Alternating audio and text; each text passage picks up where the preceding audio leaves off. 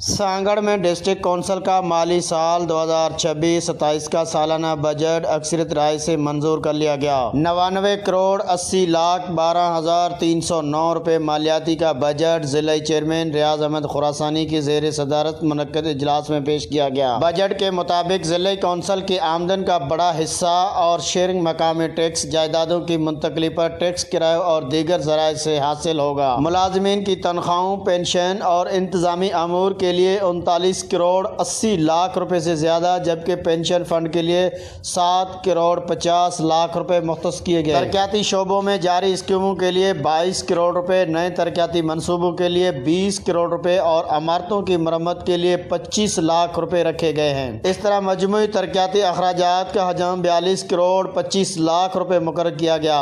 آج 26-27 کی بجٹ پیش کی ہے، جس میں ہم نے جو ہے عوام دوست بجٹ ہمیشہ پیش کی ہے۔ یہ میری تیسری اور ڈسٹرکٹ کونسل کی چوتھی بجٹ ہے، تو ہم نے کوشش کی ہے کہ زیادہ سے زیادہ لوگوں کی بھلائی کے اور بچت کے اس میں کام کیے جائیں۔ اس میں ڈیولپمنٹس کی اسکیمز بھی دی ہے اور کافی چیزوں میں ہم نے ان کو نظر میں رکھا ہے۔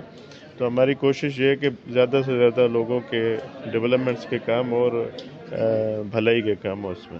پشتی بچت واری بجٹ پیش تھی چیئرمین صاحب کئی ان میں اساں مطمئن آहियूं دہائی اکثریت سے بحال تھی اساں کم تھین پیا، ہر یوسی جا کم تھین پیا۔